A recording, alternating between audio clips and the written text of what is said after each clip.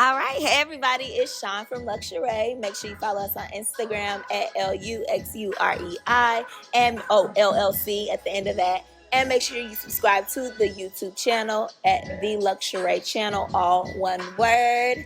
Now, sir, can you introduce yourself to the people? Okay, I'm talking at the In bottom of it. Luxurei Land. At the bottom, Yep, Luxurei Land. It's a lot of beautiful lingerie over there too, man. It's beautiful.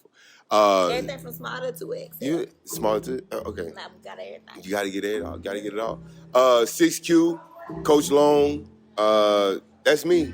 Okay. I'm 6Q and Coach Long. I do music. I'm a creator. I coach football, and I'm an entrepreneur. And I'm in mental health, and I'm a father. You got a lot. A lot of things going on. That's my thing. It's a balance. So how do you balance? By having a lot of things going on. Oh. By always knowing that at the end of the day, it's always something to do. Okay. It's always like, at the end of the day, when I go home, it's a beat I can make. In the morning when I wake up, I got some calls to make for some supervisions with mental health. During the day, I got some calls to make to get some kids trained up. Like, it's always something going on. I like it. I like it. That basically just keeps you in a space where it's almost like, you have to maintain your sanity to be able to do all of the things that you do. And that's how you get the balance. Yes. Right? So you mentioned that you're in mental health. Tap a little bit more into that, what you do. In mental health, I'm a supervisor in mental health. I've been working with the same client for like 8 years now. He's an autistic client. So consistency with that, just kind of having him centered amongst his plan, because at the end of the day, he's the most important part of his plan.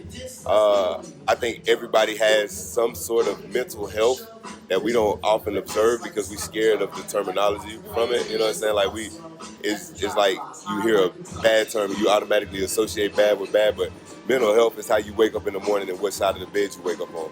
Yeah. So every day you deal with mental health, and I think we don't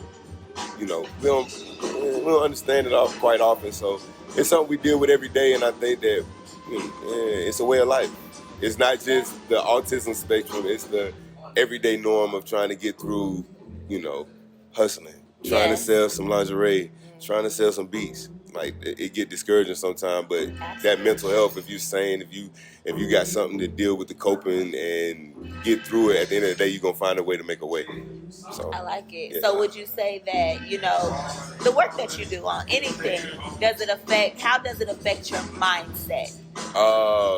It's all got to be positive. The work that you do, if you put in positive, passionate, genuine energy, you're going to get those type of results back. So that's it. I say that all the time. Energy is contagious. Yeah. Good energy and bad energy. People can come and they can completely change the energy of the room or the mood of the room one way or the other. Yeah. I like people who come in and it's just like, oh, it's a breath of fresh air.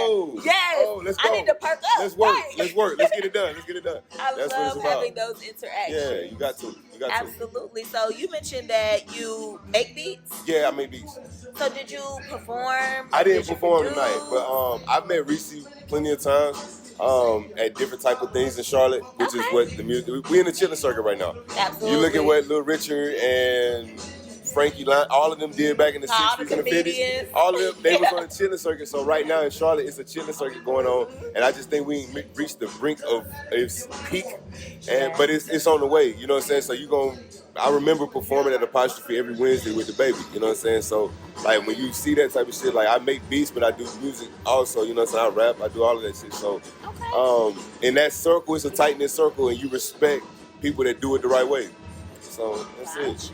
Yeah. So what do you want your contribution? Because I think that it takes a special kind of person to work with people who have mental disabilities, whatever, however you might classify it. So I think it takes a special person. What do you want your contribution to the community to be overall? I want collectively everybody to come together because it coincides. Like I said, I mentioned the football part. The football with the mental health coincide because I got football players that always recognize my client and they give him the respect that he needs to understand what his social parameters are.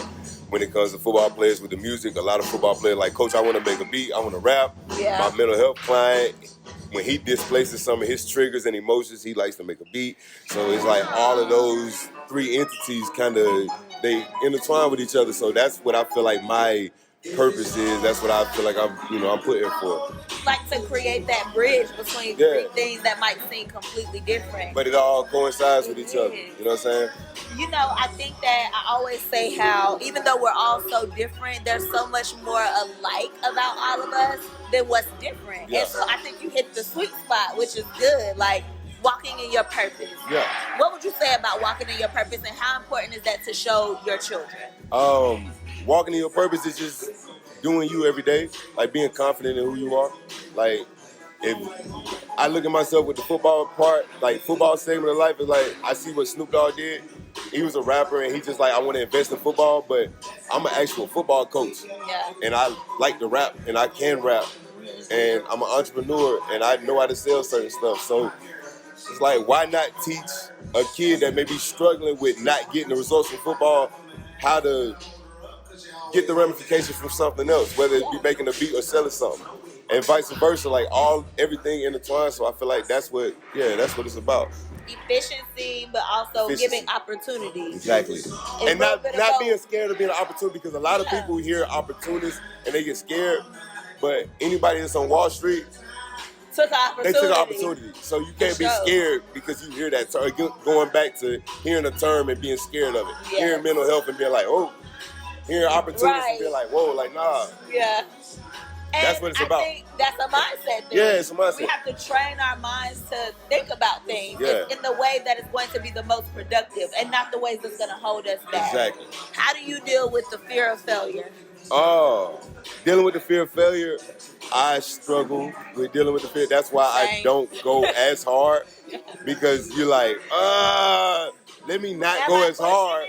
Because I know I got more time to fix it. Yeah. You feel what I'm saying? So you deal with failure by just understanding that when you put everything into it, it's going to come 10 times fold, and you better be ready for what you put into it. So you can't be scared to put in what you know you're supposed to get out of it. Right. Like, it was the saying that said you can't cheat the universe, or you can't cheat the hustle because it knows how much work you put in. Exactly. It's one of those things where you only gonna get what you give, and I feel like, but that's with everything in life.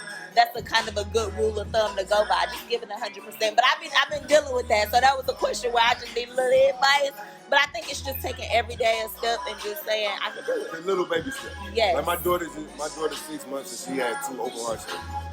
You know what I'm saying? So when you talk about dealing with steps, it's never a up moment or a down moment. So I think if anything, that taught me how to deal with failure too, because I would have never thought I would have had to go through that. Absolutely. So now that I'm 6 months in with that, that's kind of helped my hustle a little bit, because I'm like, ain't nobody gonna give you shit. Unless you know you're resilient. Exactly. You got to be resilient and persevere and get through it, because at the end of the day, you're here for a reason. You got to make it happen. So. Gotcha. Sorry. That's how I deal with failure. But no, I feel like, when we go through experiences in life, we could never expect them, but they hit us in all the right spots.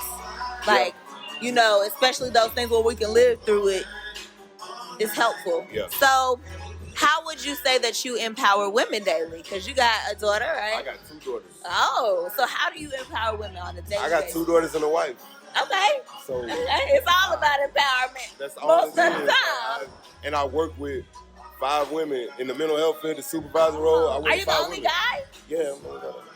So, I bring donuts, I bring coffee, I bring cake pops home, I cook, I wash dishes, like, you know what I'm saying? But at the end of the day, I do me too. I coach football, I'm a manly man. You the boundaries. Your masculine and feminine energy, because as men and women, we have both. Both of us have both. I always like to relate it to the game of chess. The woman is the most powerful piece of chess. The king is stagnant, but he's the power. Yeah. You know what I'm saying? So in your relationship, it's like the woman can move a little bit more. Yeah. The king has to respect that she moves and understand when it's time for her to take a step back. You know what I'm saying? Like, that's just the game of life, I feel like. So that's how I empower women. Like, it's a boundary. Men have a side, women have a side, but at the end of the day, we coincide together. Absolutely. You know what I'm saying? So we're mutually beneficial. Yeah. If a man don't have a woman, I ain't gonna say what a woman can't do without a man, but I know for a man's side, if we don't have a woman, man, we that's fucked not up. The way. You know what I'm saying? So that's not the way. That's how I empower women, by letting the woman know, like, at the end of the day, you are our strength. You feel me? Heard that. Y'all heard it here first. I'm gonna do like some sound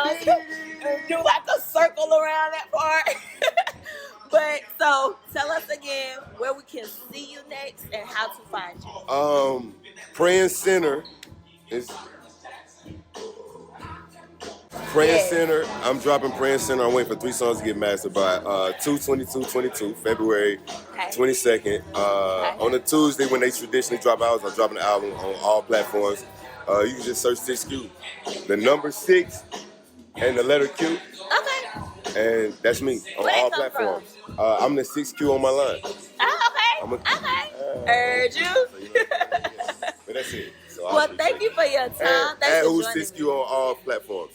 At WHOS, the number 6, the letter Q on all platforms. That's me. Shouts to my boys, play for keeps, man. I coach them boys. That's what it's about, Shout man. out. My boy, Shout my boy Caleb was cooking. This is CL. This Caleb cooks. And it was good. This is my boy Jake.